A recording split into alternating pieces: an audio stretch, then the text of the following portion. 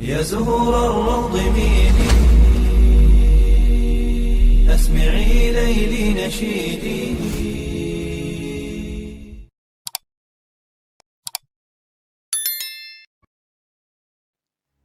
Assalamualaikum warahmatullahi wabarakatuh.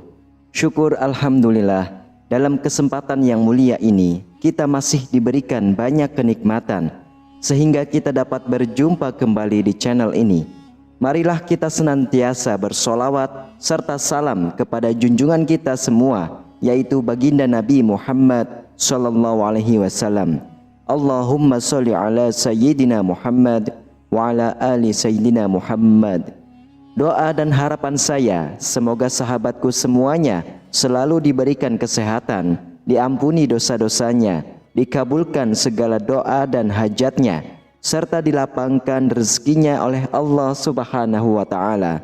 Amin ya Rabbal Alamin. Sahabatku yang dirahmati Allah Subhanahu wa Ta'ala, tenangnya malam saat dunia berselimut dalam kegelapan, pikiran kita seringkali terbangun dari tidurnya.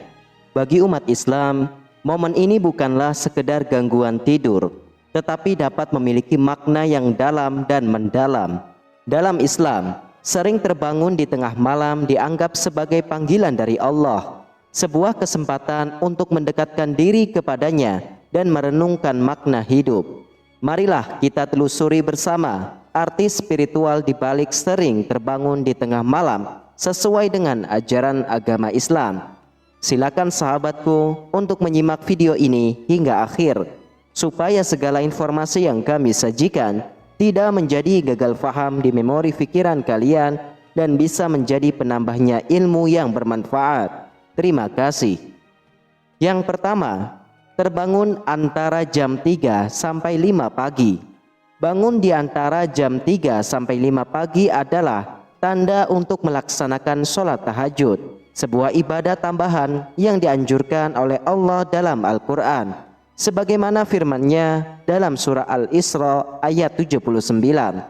Dan pada sebagian malam, lakukanlah sholat tahajud sebagai suatu ibadah tambahan bagimu. Mudah-mudahan Tuhanmu mengangkatmu ke tempat yang terpuji. Hal ini menegaskan keutamaan melaksanakan sholat tahajud sebagai bentuk ibadah yang memperoleh pujian dari Allah. Dalam hadis riwayat Imam Tirmizi, Rasulullah Shallallahu Alaihi Wasallam bersabda, lakukanlah sholat malam, karena itu adalah kebiasaan orang-orang soleh sebelum kalian, mendekatkan kalian kepada Tuhan kalian, menutupi kesalahan, menghapus dosa, dan mengusir penyakit dari tubuh.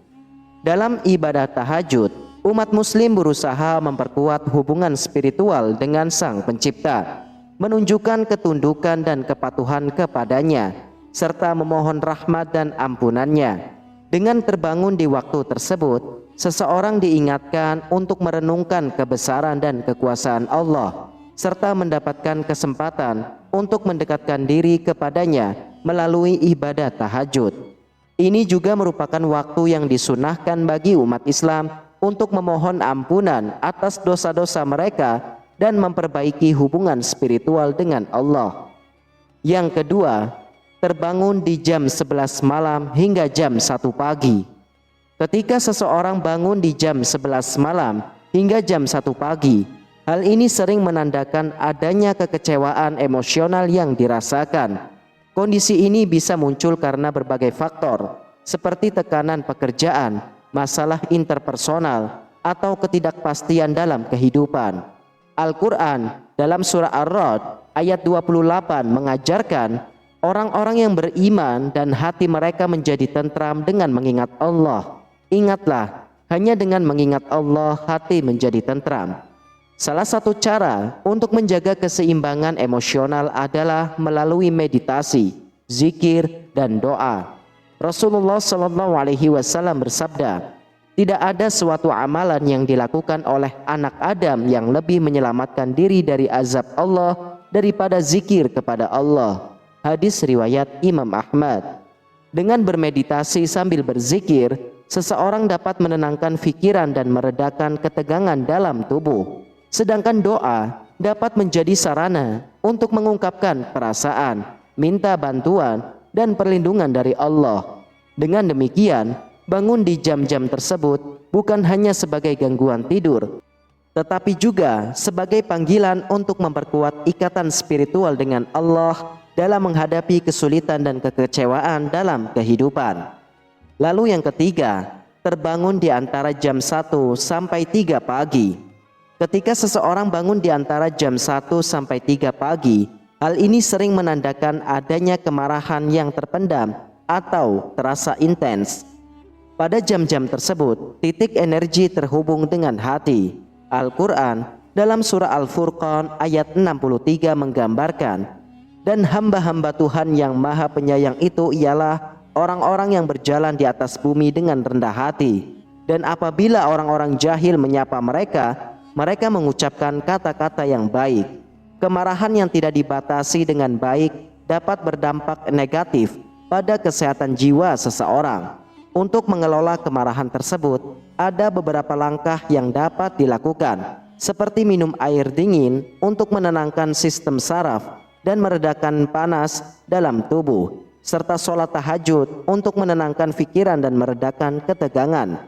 Rasulullah SAW bersabda, apabila salah seorang di antara kalian marah, maka hendaklah ia berwudu, karena marah itu berasal dari api. Hadis riwayat Imam Abu Daud.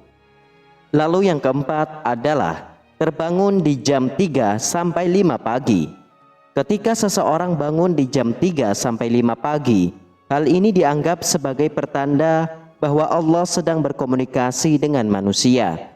Al-Quran dalam surah Az-Zariyat ayat 17 sampai 18 menyatakan, mereka sedikit sekali tidur di waktu malam, dan di akhir-akhir malam mereka memohon ampun kepada Allah.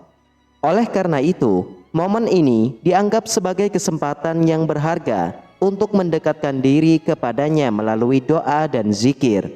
Rasulullah SAW bersabda, Tuhan kita turun tiap malam ke langit dunia ketika tersisa sepertiga malam terakhir dan berkata, siapa yang berdoa kepadaku akan aku kabulkan, siapa yang meminta kepadaku akan aku beri, dan siapa yang memohon ampun kepadaku akan aku ampuni. Hadis riwayat Imam Bukhari dan Imam Muslim. Dengan menggunakan waktu ini secara produktif untuk beribadah dan merenungkan kebesaran serta kasih sayang Allah, seseorang dapat memperkuat ikatan spiritualnya dan mendapatkan berkah serta rahmat darinya. Bangun di jam-jam ini bukan hanya sekedar gangguan tidur, tetapi juga sebagai panggilan untuk mendekatkan diri kepada Allah dalam keheningan malam, di mana komunikasi dengannya dirasakan lebih dekat dan intim. Lalu yang kelima adalah terbangun di salah satu sepertiga malam. Sepertiga malam adalah waktu yang dianggap sangat istimewa karena pada saat itu rahmat Allah turun dengan sangat baik. Di dalam Al-Quran surah Al-Muzammil ayat 6 menyatakan, sesungguhnya bangun di waktu malam adalah lebih tepat untuk khusyuk dan bacaan di waktu itu lebih berkesan. Kesempatan untuk beribadah dan mendekatkan diri kepada Allah pada waktu ini sangatlah dianjurkan, karena pada saat inilah pintu-pintu surga terbuka lebar dan doa-doa dikabulkan dengan lebih mudah. Dengan menjaga ibadah dan zikir pada saat ini, seseorang dapat membawa berkah dan keberkahan dalam hidupnya. Oleh karena itu, penting bagi umat muslim untuk memanfaatkan sepertiga malam ini sebagai waktu yang sangat berharga untuk mendekatkan diri kepada Allah, beribadah, berdoa, dan bertafakur atas segala nikmatnya. Lalu yang keenam adalah terbangun di jam 5 hingga 7 pagi. Bangun di jam 5 hingga 7 pagi seringkali menjadi tanda adanya emosi yang tertahan dalam diri seseorang. Al-Quran surah An-Naba ayat 9 menyatakan, dan kami jadikan tidurmu untuk istirahat.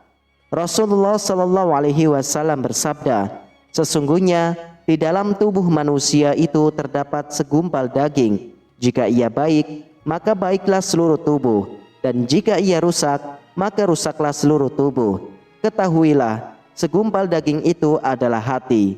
Hadis riwayat Imam Bukhari dan Imam Muslim. Namun, penting untuk diingat bahwa tidak dianjurkan untuk tidur kembali setelah sholat subuh karena dapat mengganggu kesehatan fisik dan juga rezeki seseorang. Dengan menyadari dan mengatasi emosi yang tertahan saat bangun di jam-jam ini, seseorang dapat menjaga keseimbangan mental dan fisiknya, serta menjaga kualitas hidupnya sesuai dengan ajaran Islam dan menekankan pentingnya menjaga kesehatan tubuh dan hati. Lalu yang ketujuh adalah kesulitan tidur di jam 9 sampai 12 malam.